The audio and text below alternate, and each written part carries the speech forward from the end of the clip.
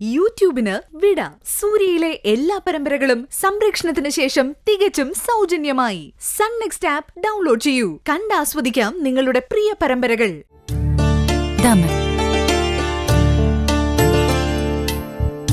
അമ്മയ്ക്ക് അച്ഛനെ നേരി കണ്ട് സംസാരിക്കാനൊന്നും പറ്റിയില്ല അല്ലേ? ഇല്ല മോളെ, ഞാൻ തിരിച്ചു വരാൻ നേരത്ത് അങ്ങോട്ട് കേറിയില്ല. മോൾക്ക് ഹോസ്പിറ്റലിൽ പോണെങ്കിൽ ഞാൻ വേഗം വന്നല്ലേ പറ്റൂ. എനിക്ക് അച്ഛനെ മഞ്ചാടി ഒന്ന് കാണണമെന്നുണ്ട്.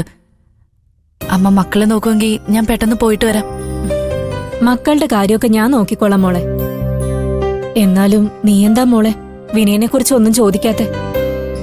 അവനെ നിനക്ക് കാണണ്ടേ? കാണണം. കാണാതെ എങ്ങനെയാ? പിന്നെ വിനയേട്ടനെ കുറിച്ചുള്ള കാര്യങ്ങളൊക്കെ രഘുവേട്ടൻ എന്നെ വിളിച്ച് പറഞ്ഞിട്ടുണ്ട്. ആ, ഞാൻ വിചാരിച്ചു ഇന്നലെ വരെ വിനയനെ കണ്ടെത്താൻ ഓടി നടന്ന് നിനക്ക് ഇന്നെന്ത് പറ്റിയെന്ന്.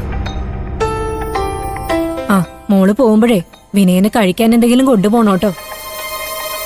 അവനിപ്പോ വിശപ്പ് മാത്രമേ ഉള്ളൂ. വിശപ്പ് മാത്രമേ ഉള്ളൂ എങ്കിൽ എന്തിനാ അമ്മ ഹോസ്പിറ്റലിൽ കിടത്തിയേക്കുന്നത്? ഏതെങ്കിലും ഹോട്ടലിൽ കൊണ്ട് ഇരുത്തിയാ പോരെ. നമുക്ക് തമാശ. അവന്റെ വിഷമവും വേദനയൊക്കെ അവന് മാത്രമേ അറിയൂ. മോളെ കാണാത്തതിന്റെ പരിഭവവും ദേഷ്യമൊക്കെ അവനുണ്ട് കേട്ടോ. എല്ലാ ചുരുക്കം എന്നോടല്ലേ തീർക്കാൻ പറ്റൂ? അതായിരിക്കും.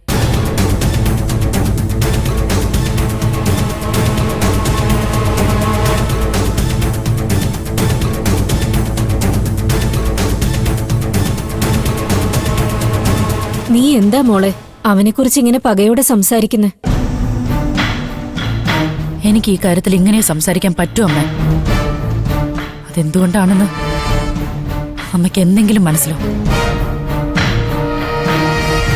ആ, മോള് ഹോസ്പിറ്റലിൽ പോയി അവനോട് വേറൊന്നും പറയണ്ട. അക്രമികൾ അവന്റെ ദേഹം മുഴുവനും ഇടിച്ചു നുറുക്കിയിരിക്കുക. പിന്നെ എന്തെങ്കിലും നല്ലത് പറഞ്ഞ് അവനെ ഒന്ന് സമാധാനിപ്പിക്കാൻ നോക്ക്. ശരി അമ്മ, ഞാൻ എന്നാ പോവാൻ റെഡി ആവട്ടെ.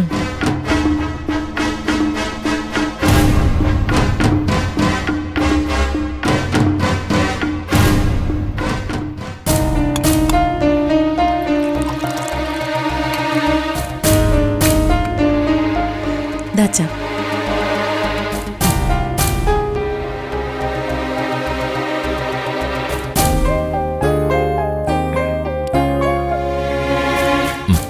മതി മോളെ, ഇപ്പൊ ഇത്രയും മതി. അച്ഛൻ നിങ്ങളൊക്കെ വല്ലാതെ ബുദ്ധിമുട്ടിച്ചു അല്ലേ? ബുദ്ധിമുട്ടോ? ഞങ്ങൾക്ക് അച്ഛനെ കൈവിട്ട് പോകുമെന്നുള്ള പേടിയും സങ്കടമായിരുന്നു അച്ഛാ. എന്റെ മനസ്സ് എന്നിൽ നിന്ന് പിടിവിട്ടു പോകുന്നത് ഞാൻ അറിയുന്നുണ്ടായിരുന്നു. പക്ഷെ എത്ര ശ്രമിച്ചിട്ടും പിടിച്ചു നിർത്താനായില്ല. അതൊന്നും അച്ഛനിനി ഓർക്കണ്ട. ഒരു കണക്കിന് അച്ഛന്റെ മനസ്സിലെ ആകുലതയും സങ്കടമൊക്കെ അങ്ങനെ പൊട്ടിപ്പുറത്തേക്ക് വന്നത് നന്നായി. ഇപ്പോ അച്ഛനെല്ലാം ഉൾക്കൊള്ളാൻ കഴിയുന്നുണ്ടല്ലോ, അത് മതി. ഇപ്പൊ പ്രശ്നങ്ങളൊന്നുമില്ലല്ലോ? ഓക്കെ അല്ലേ? അതെ. അമ്മാവന് കുടിക്കാൻ എന്തെങ്കിലും കൊടുത്തോമ്പളേ? കുറച്ചേ കുടിച്ചുള്ളൂ. മഞ്ചാടിമോളുടെ സർജറി ഒക്കെ കഴിഞ്ഞില്ലേ ദാസ്? കഴിഞ്ഞാണ്. സർജറി സക്സസ് ആണെന്ന് ഡോക്ടർ പറഞ്ഞതിന് ശേഷം ഞങ്ങൾ ഇങ്ങോട്ട് വന്ന്. ഈശ്വര, വന്ന ഉടനെ അങ്കിൾ എന്താ പറയാഞ്ഞേ? എന്തായാലും അണ്ണൻ ചോദിക്കുമെന്നറിയാം. അപ്പൊ പിന്നെ ചോദിക്കുമ്പോ പറയാന്നരുത്. എന്റെ മോളെ എനിക്ക് എപ്പോഴും ഒന്ന് കാണാൻ പറ്റാ. അല്പം കഴിയുമ്പോ വാർഡിലേക്ക് മാറ്റും. ആ സമയത്ത് അണ്ണനൊന്ന് കാണിക്കാൻ ഡോക്ടറോട് പറയാം. റൂമിലേക്ക് മാറ്റാൻ പിന്നെ സമയമെടുക്കും.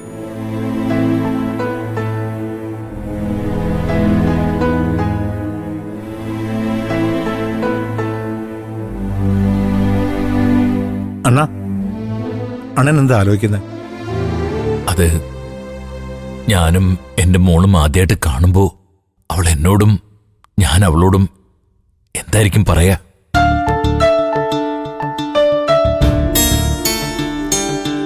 അതിന് ആദ്യം നമ്മുടെ മഞ്ചാടി മോൾക്ക് ശരിക്കും എന്താണ് സംഭവിച്ചതെന്ന് അണ്ണൻ അറിയണം.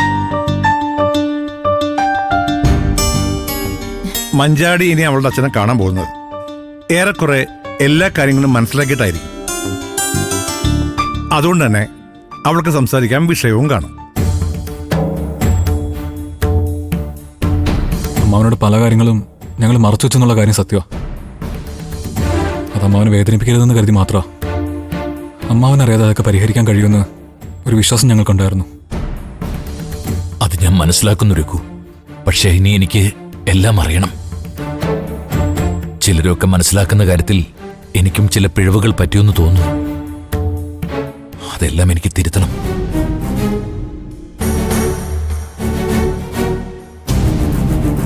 അതിന് നിങ്ങൾ ഒന്നും മറച്ചു വെക്കാതെ എല്ലാം എന്നോട് തുറന്നു പറയണം. എല്ലാം അമ്മാവൻ അറിയുന്ന കാര്യങ്ങൾ തന്നെയാ. അതില് നമ്മളാരും പ്രതീക്ഷിക്കാത്ത, കാണാൻ ശ്രമിക്കാത്ത ചില ചേഞ്ചുകളുണ്ടായി. അത് തുടങ്ങുന്നത് മഞ്ചാടി സ്റ്റഡി ടൂറിന് പോയത് മുതലാ.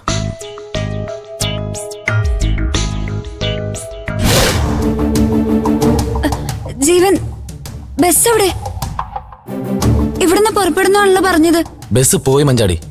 10 മിനിറ്റിൽ കൂടുതൽ വെയിറ്റ് ചെയ്യാൻ അവര് തയ്യാറായില്ല. അതെങ്ങനെ ജീവൻ? നീ അല്ലേ കുറച്ചു മുമ്പ് ഞാൻ വിളിച്ചപ്പോ ബസ് വെയിറ്റിംഗിലാണെന്ന് പറഞ്ഞത്? താൻ ഓക്കെ ആണെങ്കിൽ സ്റ്റഡി ടൂറിന് പോയ ബസിന്റെ പുറകെ പോയി ഞാൻ തന്നെ അതിൽ കയറ്റിവിടാം.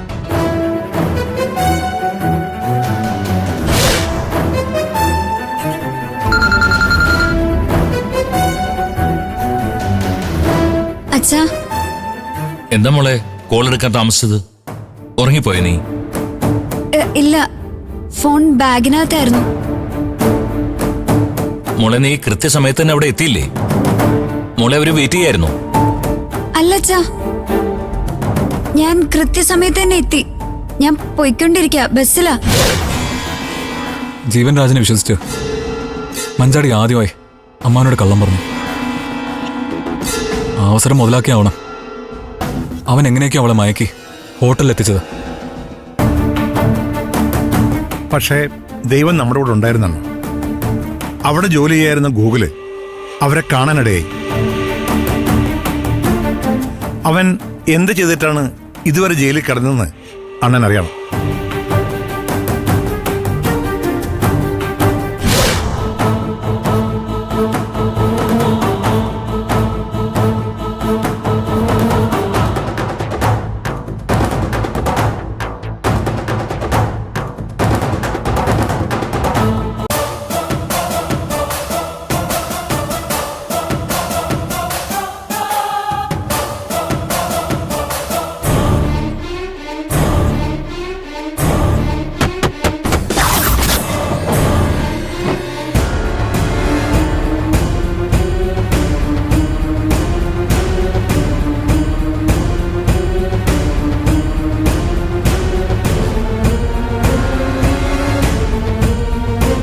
നീ പേടിക്കണ്ട, ഞാൻ നിന്നെ രക്ഷിക്കാൻ വേണ്ടി വന്ന. ഈ ജീവൻ രാജ് നിന്നെ ചതിക്കായിരുന്നു. ഇല്ല, ഞാൻ വിശ്വസിക്കില്ല. നമ്മൾ എങ്ങനെ ഇവിടെ വന്നേ? ഇയാൾ എന്താ ഇവിടെ? അവൻ അടിച്ചു വീഴ്ത്തി എന്റെ കൈകൾ കെട്ടിയിട്ട് നിന്നെ ഉപദ്രവിക്കാൻ ശ്രമിക്കുന്നു. ഇവൻ നുണ പറയാ.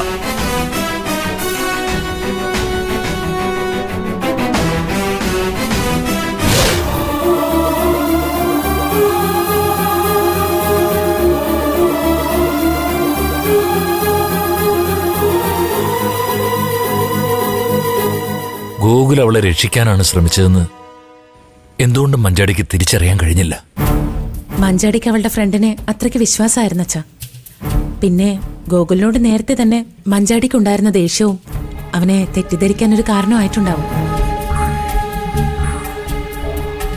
അതിനേക്കാളൊക്കെ ഉപരി അണ്ണൻ കേട്ടാൽ ഞെട്ടുന്ന ഒരു വസ്തുത കൂടിയുണ്ട്.